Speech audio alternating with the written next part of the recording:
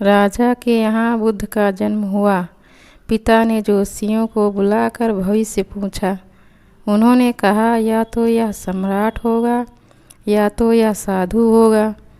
एक तरह से देखा जाए तो सच्चा सम्राट भीतर से साधु ही होता है। जब ज्योतिषियों की भविष्यवाणी राजा ने सुनी तो वे घबरा गए कि मेरा बेटा साधु हो जाए, ऐसा ठीक नहीं होगा। राजा ने पूछा, कोई उपाय बताएं, क्योंकि मैं चाहता हूँ कि राजा का पुत्र राजा ही रहे।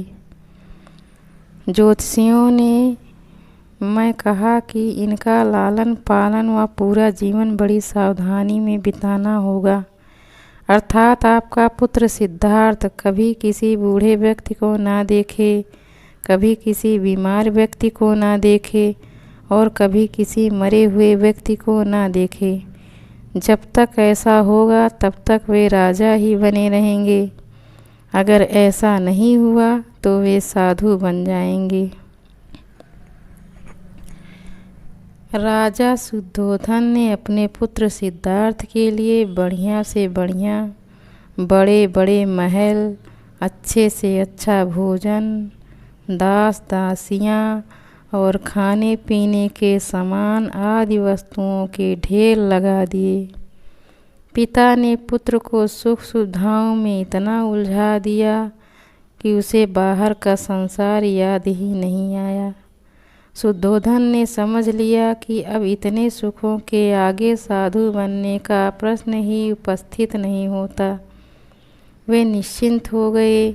राजा शुद्धोधन ने बिल्कुल पक्की व्यवस्था कर रखी थी कि उनका पुत्र सिद्धार्थ जीवन में कभी भी वृद्ध, बीमार और मृतक व्यक्ति को न देख सके, क्योंकि वे अपने पुत्र को खोना नहीं चाहते थे। सिद्धार्थ का जीवन ऐश्वर्य और सुख सुविधाओं में बीत रहा था। उनके जवान होने पर एक सुंदर कन्या यशोधरा से उनका विवाह हो गया। विवाह हो जाने पर शुद्धोधन की आधी चिंता मिट गई।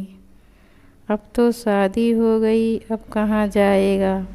अब तो मेरा पुत्र बंधन में बंध गया है, अब उसके कहीं जाने का सवाल ही नहीं उठता। 1 वर्ष बाद बेटे का भी जन्म हो गया। उसका नाम राहुल रखा गया। अब राजा शुद्धोधन को बिल्कुल पक्का विश्वास हो गया कि अब यह कहीं नहीं जा सकता। एक दिन सिद्धार्थ ने कहा कि पिताजी, आज तक मैंने कभी अपनी राजधानी नहीं देखी। आपकी आज्ञा हो तो आज देख आऊं। राजा ने कहा, हाँ हाँ, अवश्य जाओ, अपना शहर देख कर आओ। एक सारथी को भी साथ में भेजा गया कि जाओ राजकुमार को राजधानी घुमा फिरा कर लाओ। फिर भी राजा ने चाक चौबंद इंतजाम कर रखा था कि कहीं चूक ना हो जाए। सिद्धार्थ के लिए राजधानी के प्रमुख मार्ग खूब सजाए गए थे, पर घूमते घूमते सिद्धार्थ ने थोड़ा उल्टा मार्ग ले लिया। वे उस मार्ग से गुजरने लगे जहाँ पर तैयारी नहीं थी, और आज उनको बहुत आश्चर्य हुआ जब पहली बार उन्होंने एक बूढ़े आदमी को देखा। कमर झुकी हुई, पूरी चमड़ी में झुर्रियाँ पड़ी थी। वह परेशानी और दुख से बेहाल था। उसकी चाल बहुत धीमी थी। बूढ़े की झुकी हुई कमर को देखकर सिद्धार्थ को एक झटका लगा और सारथी से उन्होंने पूछा, क्या एक दिन मैं भी बूढ़ा हो जाऊंगा? सारथी ने कहा, हाँ राजकुमार, हर व्यक्ति के जीवन में 3 अवस्थाएं आती हैं, बचपन, जवानी और बुढ़ापा।